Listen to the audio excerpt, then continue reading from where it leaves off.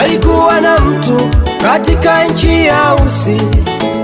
Mtu huyo alikuwa ni mcha Mungu. Mtu huyo alijitenga na uovu. Jina lake aliitwa Ayubu. Ilifika wakati akajaribiwa na Shetani katika vitu vyake alivyo navyo. Mali na watoto vyote vilikufa. Ndugu na jamaa wote walimtenga, wakasemezana, Mungu wake yu wapi? Pamoja na hayo, Ayubu hakumwacha Mungu, alimwabudu kwa roho na kweli. Ikafika wakati Mungu akasema, imetosha, wewe Shetani, achia mtu wangu. Mtumishi Ayubu akabarikiwa tena, mali na watoto vikarejeshwa. Hata na wewe usiondoke uweponi mwa Mungu, mwenye shida na raha, usiondoke uweponi mwa Mungu. Unapendwa na Mungu, hata iweje, ng'ang'ana na Mungu. Usiondoke baba yangu, hata iweje, mama yangu, usiondoke, usiondoke, usiondoke uweponi mwa Mungu. mwenye shida na raha, usiondoke uweponi mwa Mungu. wenye mapito yako, hata iweje, mwabudu Mungu. usiondoke, Kuna raha, hata iweje, kuna uzima, usiondoke.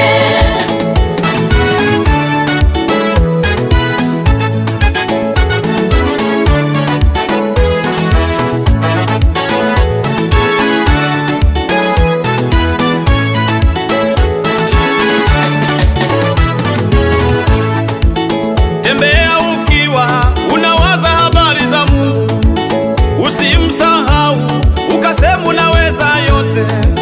Kumbuka Mungu ni muweza wa yote, kumbuka Yesu ni muweza wa yote.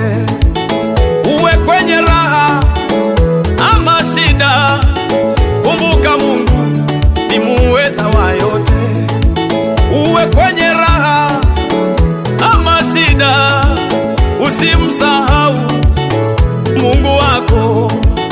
Usiondoke uweponi mwa Yesu, usiondoke uweponi mwa Mungu. Mungu wetu ni muweza wa yote. Daudi naye alipopitia shida kubwa, hakuondoka kwa Mungu.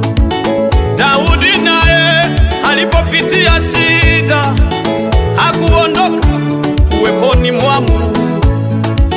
Usiondoke uweponi mwa Baba, na kushauri mpendo, usiondoke, usiondoke uweponi mwa Mungu. kaa hapo hapo, usiondoke uweponi mwa Mungu. usiondoke mama hata yangu, iweje, usiondoke, usiondoke, we baba, hata iweje, usiondoke, usiondoke, ah, usiondoke uweponi mwa Mungu. usiondoke baba, usiondoke uweponi mwa Mungu. hata iweje, hata iweje, usiondoke, usiondoke, hata majaribu yapite, hata iweje, usiondoke.